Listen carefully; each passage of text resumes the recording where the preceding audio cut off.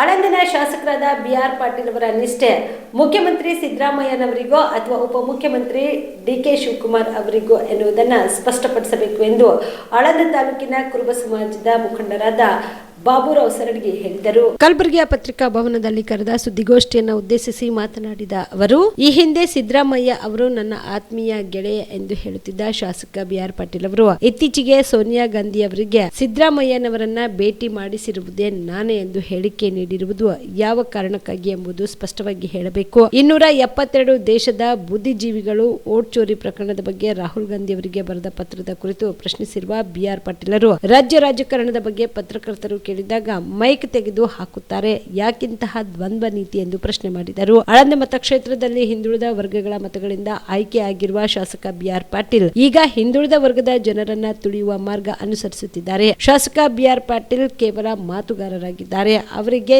ನೈಜವಾಗಿ ಹಿಂದುಳಿದ ವರ್ಗಗಳ ಬಗ್ಗೆ ಕಾಳಜಿ ಇಲ್ಲ. ಕೇವಲ ಭಾಷಣದಲ್ಲೇ ಹಿಂದುಳಿದ ವರ್ಗಗಳ ಬಗ್ಗೆ ಮಾತನಾಡುತ್ತಾರೆ. ಹಿಂದುಳಿದ ವರ್ಗಕ್ಕೆ BR ಪಾಟೀಲ್ ಅವರಿಂದ ತಾಲೂಕಿನಲ್ಲಿ ನ್ಯಾಯ ಸಿಗುತ್ತಿಲ್ಲ ಎಂದರು.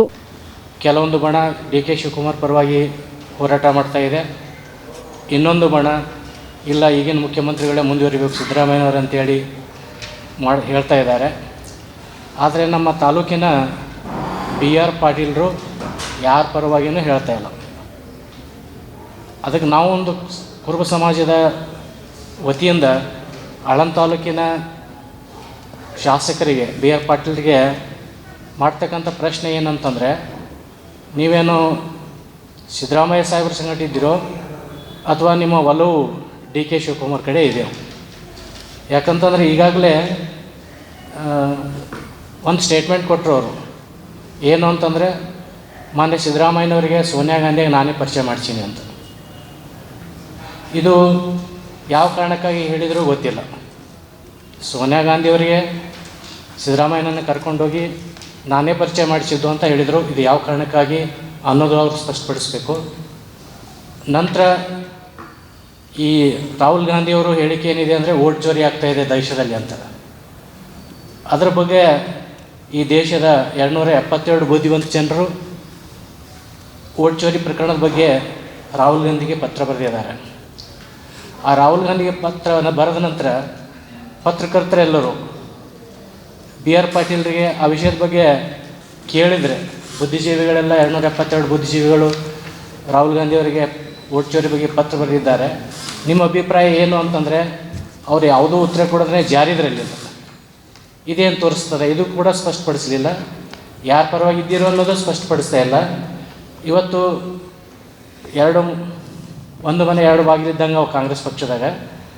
ಇಲ್ಲಿ ಸತೀಶ್ ಜಾರಕಿಹೊಳಿ ಅವರಾಗಲಿ, ಹಿರಿಯ ಶಾಸಕರಾಗಿರ್ತಕ್ಕಂಥ ಬಸವರಾಜ ರಾಯರೆಡ್ಡಿ ಅವರಾಗಲಿ, KN ರಾಜಣ್ಣವರಾಗಲಿ, ಅನೇಕ ಸಚಿವರು ಶಾಸಕರು ಸಿದ್ದರಾಮಯ್ಯನ ಪರವಾಗಿ ಅವ್ರು ಹೇಳಿಕೆ ಕೊಟ್ಟಿದ್ದಾರೆ. ಇಲ್ಲ, 5 ವರ್ಷ ಸಂಪೂರ್ಣವಾಗಿ ಸಿದ್ದರಾಮಯ್ಯ ಮುಖ್ಯಮಂತ್ರಿಯಾಗಿ ಮುಂದುವರಿಬೇಕು ಅಂತೇಳಿ.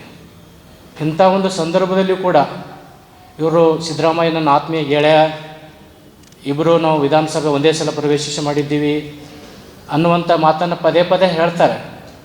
ಆದರೆ ಅವರು ಇವತ್ತಿಗೂ ಕೂಡ ಸಿದ್ದರಾಮಯ್ಯವರೇ ಮುಂದುವರಿಬೇಕು ಅನ್ನುವಂಥದ್ದು ಯಾವುದು ಸ್ಪಷ್ಟ ನಿಲುವು ಅವ್ರು ತಾಳಿಲ್ಲ. ಅಥವಾ ಸಿದ್ದರಾಮಯ್ಯವ್ರು ಹೋಗಿ DK ಶಿವಕುಮಾರ್ ಬರಬೇಕು ಅಂತಲೂ ಅವ್ರು ಏನೂ ಹೇಳ್ತಾ ಇಲ್ಲ. ಅಂದರೆ ಆತ್ಮೀಯ ಗೆಳೆಯ ಇದ್ದಾಗ ಗೆಳೆಯನ ಪರವಾಗಿ ನಿಲ್ಲಬೇಕಾ ಬೇಡ ಅನ್ನುವಂಥದ್ದು ನಮ್ಮ ಕುರುಬ ಸಮಾಜದ ಮುಖಂಡರ ಪ್ರಶ್ನೆ ಇದೆ. ಅದಕ್ಕೆ ಮಾನ್ಯ ಶಾಸಕರು ನೇರವಾಗಿ ಅದು ಉತ್ತರ ಕೊಡಬೇಕು, ಸ್ಪಷ್ಟಪಡಿಸ್ಬೇಕು. ನೀವು ಸಿದ್ದರಾಮಯ್ಯನ ಪರವಾಗಿದ್ದೀರೋ ಅಥವಾ ಇಲ್ಲ ಅನ್ನೋದು ಆಳಂದ ತಾಲೂಕಿನ ಹಾಲು ಮತ್ತು ಸಮಾಜದವರಿಗೆ ಸ್ಪಷ್ಟಪಡಿಸಬೇಕು. ಅದಲ್ಲದೆ ಕಾಮರೆಡ್ಡಿ ಆರ್ಥೋ ಮತ್ತು ಟ್ರಾಮಾ ಕೇರ್ ಆಸ್ಪತ್ರೆ ಕಲಬುರಗಿ ಡಾಕ್ಟರ್ SB ಕಾಮರೆಡ್ಡಿ ಹಾಗೂ ಡಾಕ್ಟರ್ ಪ್ರತಿಮಾ S ಕಾಮರೆಡ್ಡಿ ಸಾರಥ್ಯದಲ್ಲಿ ಕಳೆದ 11 ವರ್ಷಗಳಿಂದ ಸಾವಿರಾರು ರೋಗಿಗಳಿಗೆ ದಿನದ 24 ಗಂಟೆ ತುರ್ತು ಸೇವೆ ನೀಡಿದ ಶ್ರೇಯಸ್ಸು. ಆರ್ಥೋ ಚಿಕಿತ್ಸೆಗೆ ನುರಿತ ವೈದ್ಯರ ತಂಡ, neuro surgery, joint replacement surgery, interventional pain clinic, plastic surgery, facial maxillo surgery, ದಿನದ 24 ಗಂಟೆ ಲ್ಯಾಬ್ ಸೌಲಭ್ಯ, ದಿನದ 24 ಗಂಟೆ ಮೆಡಿಕಲ್ ಸೌಲಭ್ಯ, ಡಿಜಿಟಲ್ ಎಕ್ಸ್ರೇ, ದಿನದ 24 ಗಂಟೆ ಬ್ಲಡ್ ಬ್ಯಾಂಕ್ ಸರ್ವಿಸ್, ದಿನದ 24 ಗಂಟೆ ಆಂಬ್ಯುಲೆನ್ಸ್ ಸೌಲಭ್ಯ. ಹೆಚ್ಚಿನ ಮಾಹಿತಿಗಾಗಿ ಸಂಪರ್ಕಿಸಿ ಸರ್ಕಾರಿ ಐಟಿಐ ಕಾಲೇಜು ಮುಂಭಾಗ, ಕಾಮರೆಡ್ಡಿ ಆರ್ಥೋ ಮತ್ತು ಟ್ರಾಮಾ ಕೇರ್ ಆಸ್ಪತ್ರೆ, ಕಲಬುರಗಿ. Phone number 084722566163.